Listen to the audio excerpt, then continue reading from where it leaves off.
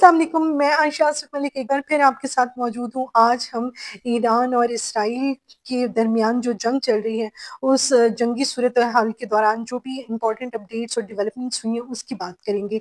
سب سے پہلے تو یہ کہ اسرائیل نے یہ جو جنگ اسٹارٹ کی ایران کی سالمیت پر اور اس کی سوورینٹی پہ جو حملہ کیا، اس کا کیا آبجیکٹو تھا اور اب تک وہ اپنے آبجیکٹو حاصل کرنے میں کتنا کامیاب ہوا ہے، اور اس کے ساتھ ساتھ جنگ کے دوران اب تک کیا ڈیولپمنٹس ہوئی ہیں، دونوں ممالک کا کتنا نقصان ہوا ہے، اور اب تازہ ترین اطلاعات کے مطابق دونوں ممالک ایک دوسرے کے خلاف کس قسم کی کاروائیاں کر رہے ہیں۔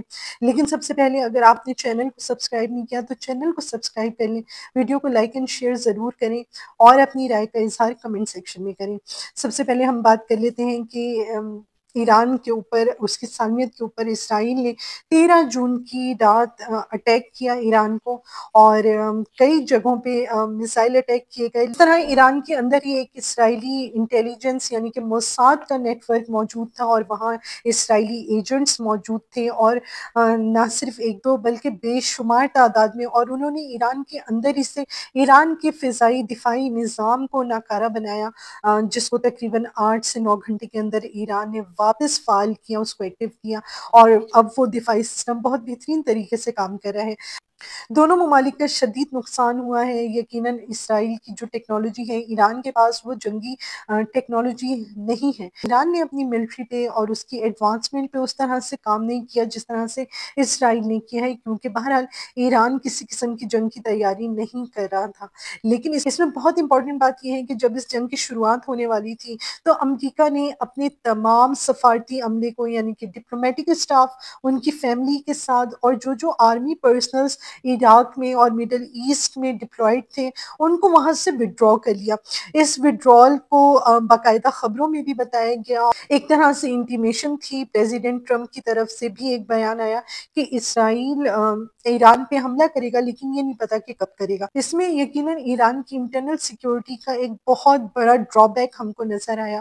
جس طرح سے لوگ زیارتوں کے لیے ایران میں جاتے ہیں اور ٹورزم کے لیے اور زیارتوں کے لیے آسانی سے ویزا ایشو ہو جاتے ہیں، تو اس طرح کے معاملات میں ایسے ملک میں اپنے ایجنٹس گھسانا کوئی مشکل بات نہیں ہوتی، اور اسرائیل نے اسی بات کا فائدہ اٹھایا۔ یقیناً ایران کے اندر اسرائیل کے یہ ایجنٹس جو کہ ایران میں رہ کے ایران کے خلاف کاروائیاں کرتے رہے اور انتہائی ایگزیکٹ انفارمیشن اسرائیل تک پہنچاتے رہے، وہ کیسے کہ اسرائیل کا آبجیکٹو یہ تھا، نیتن یاہو کا آبجیکٹو یہ تھا، اس کا خیال یہ تھا کہ اسرائیل اتنی بری طرح سے ایران کو اٹیک کرے، اس کی ٹاپ ملٹری، پولیٹیکل اور انٹیلیجنس کی لیڈرشپ کو مار دیا جائے، اور اس کے بعد ایک نئی قیادت کو، ایک نئی لیڈرشپ کو آن بورڈ لیا جائے، اور جو ڈیل، جس طرح کے معاہدے اور جس طرح کے ایگریمنٹس اسرائیل سائن کروانا چاہتا ہے، اس طرح کی کنڈیشنل ایگریمنٹس سائن کروائے جائیں ایران سے۔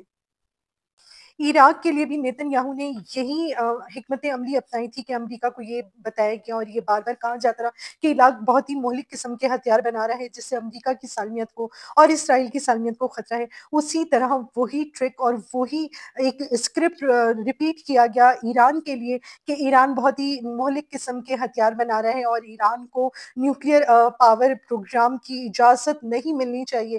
اور یہ ایک بہت ہی حیرانی کی بات ہے کہ نیوکلیئر پاور نہ ملنے کے لیے وہ ممالک ضد کر رہے ہیں جو کہ خود نیوکلیئر پاور ہے۔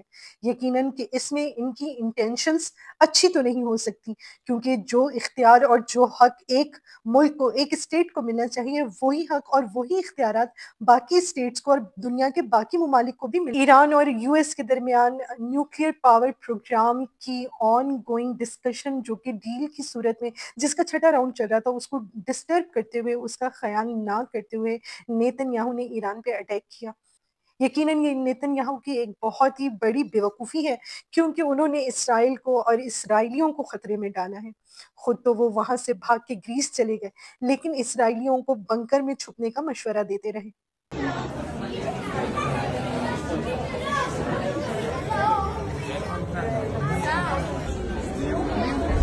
اسرائیل نے ایران کی آئل ریفائنری کو اٹیک کیا، اسرائیل نے ایران کی یونیورسٹیز کو اٹیک کیا۔ یہاں پہ آپ جو کلپ دیکھ رہے ہیں وہ وہاں پہ ایران کی آئل ریفائنری کو نشانہ بنائیں گے۔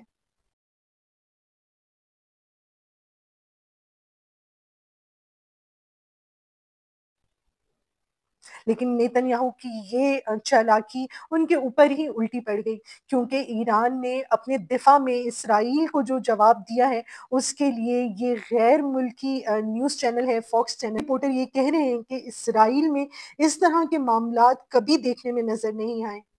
آپ یہ کلپ دیکھیے۔ Is in Jerusalem with the latest. Trey, what can you tell us? Yeah, Jesse, good evening. Fox News can confirm that the Israeli Air Force is currently striking Iranian nuclear facilities and long-range missile capabilities. This is a significant strike that is expected to take place in a series of waves. According to an IDF official, the opening wave targeted more than a dozen different sites in Iran. Explosions were reported around the capital of Tehran, and as we speak, a state of emergency has been declared across Israel as the Israelis are bracing for possible Iranian retaliation. اسرائیل نے ایران کی universities کو نشانہ بنایا، ایران نے اپنا بدلہ لیتے ہوئے، اپنا ڈیفنس کرتے ہوئے اسرائیلی ریسرچ سینٹر کو نشانہ بنایا۔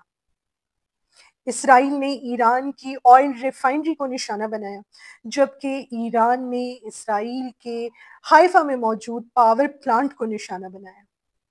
اس کے ساتھ ساتھ ایران نے اپنے اندر انٹرنلی جو ان کی ویکنس تھی سب سے بڑی کہ اسرائیلی ایجنٹ یعنی موساد کے ایجنٹ ایران میں موجود تھے، ایران نے ان ایجنٹس کو ڈھونڈنا شروع کیا اور ان کو پکڑنا شروع کیا۔ 5 نفر اتباع افغانی در محور نورآباد و نهاوند به کمک حوزه نجف و اشرف پایگاه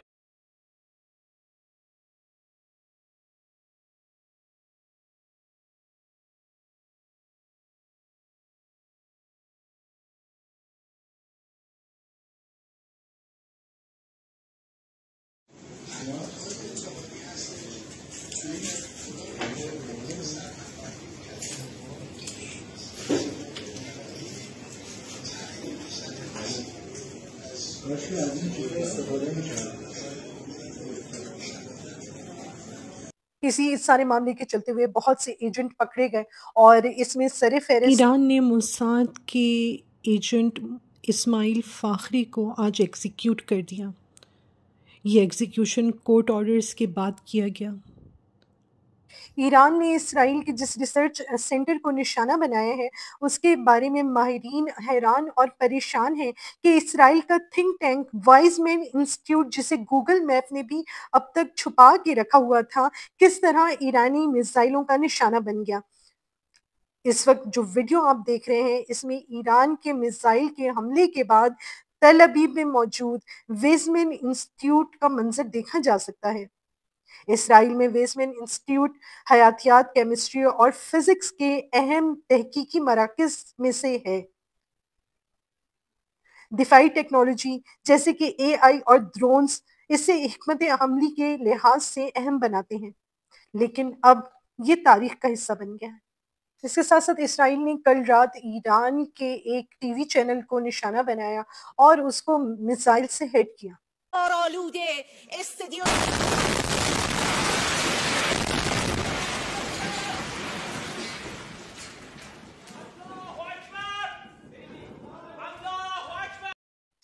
جوابی کارروائی کرتے ہوئے ایران نے اسرائیل کے چینل 14 کو ہیک کر لیا اور دوران پروگرام اس چینل سے ہٹلر کی آڈیو ریکارڈنگ چلائی گئی۔ ולא יודעים מה לעשות. באמת, אין לי טיפת אמפתיה לדבר הזה. נסעתם בזמן מלחמה כלשהי?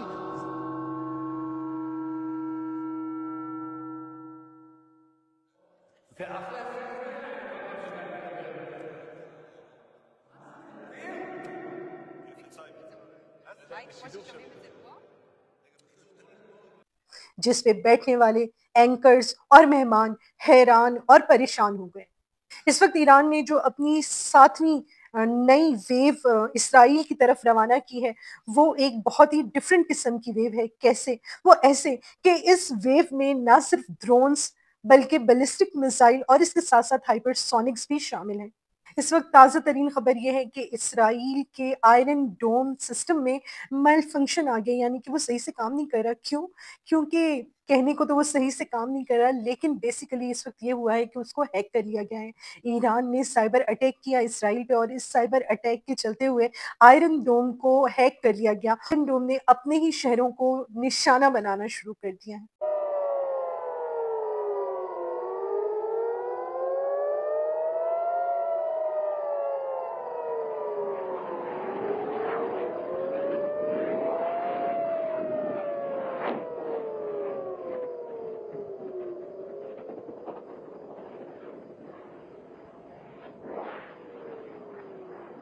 ایرانی ملٹری کی طرف سے یہ کہا گیا ہے کہ اسرائیل اپنے شہروں کو خالی کروا لے، اور اس کے جواب میں اسرائیل کی طرف سے یہ میسج دیا گیا ہے کہ ایران بھی اپنے شہروں کی خالی کروا لے. President Trump issues a dire warning. This was just minutes ago. Listen to this quote.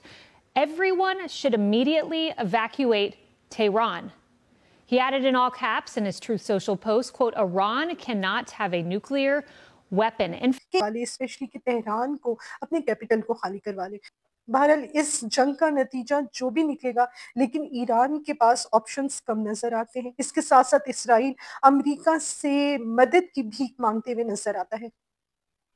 اسرائیل نے بار بار پریزیڈنٹ ٹرمپ سے اس جنگ میں شامل ہونے کی درخواست کی، لیکن پریزیڈنٹ ٹرمپ نے نیتن یاہو کی اس درخواست کو سراسر مسترد کر دیا اور کہا کہ امریکہ اس جنگ کا حصہ کبھی نہیں بنے گا، کیونکہ پریزیڈنٹ ٹرمپ اسی بات پہ ووٹ لے کے آئے تھے کہ اب وہ جنگوں سے اپنی قوم کو، امریکی عوام کو دور رکھیں گے. پریکٹیکل ویپنز کے ساتھ جنگ کرنے کے علاوہ اسرائیل اس وقت دنیا بھر میں ایک غلط نیریٹو پھیلانے میں مشغول اور مصروف ہے. وہ نیریٹو یہ ہے کہ اسرائیل پہ ایران نے حملہ کیا، اور اسرائیل اس چیز کو ایکسپیکٹ نہیں کر رہا تھا، اور ایران نے اسرائیل کی سالمیت پہ حملہ کیا ہے، جبکہ سچ اس کے بالکل برعکس ہے. سچ تو یہ ہے کہ ایران کے کیپٹل پہ اسرائیل نے اٹیک کیا. ایران اب اپنے ڈیفنس میں کام کر رہا ہے، لیکن اس بات کو ویسٹرن میڈیا غلط طریقے سے پھیلا رہا ہے. اسرائیل اپنے ڈیفنس میں ایران پہ حملے کر رہا ہے. اس کے ساتھ ساتھ ایک اور اپڈیٹ یہ ہے کہ اسرائیل غیر ملکی یعنی کہ انٹرنیشنل جو جرنلسٹ ہیں ان کو صحافت سے، جرنلزم سے اور ویڈیو بنانے سے اور رپورٹنگ کرنے سے روک رہا ہے. And worth pointing out as well about military censorship, the Israeli police said they're going to stop foreign journalists reporting from Haifa because it is what you would consider perhaps a sensitive site. There's a refinery there, and you're not allowed to report in Israel during times of war.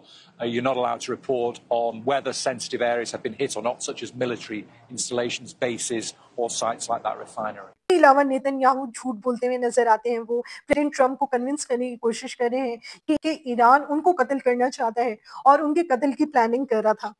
اور اس کے ساتھ ساتھ ایک اور جھوٹ یہ ہے کہ ایران اسرائیل میں ہولوکاسٹ کی پلاننگ کر رہا تھا.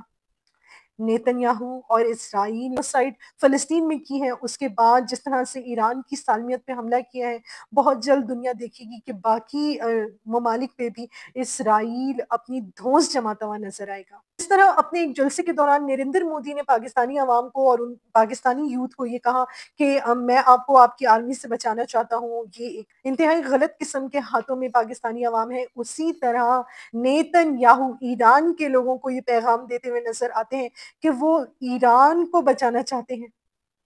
کس سے؟ ان کی اپنی ہی چنی ہوئی پولیٹیکل لیڈرشپ سے.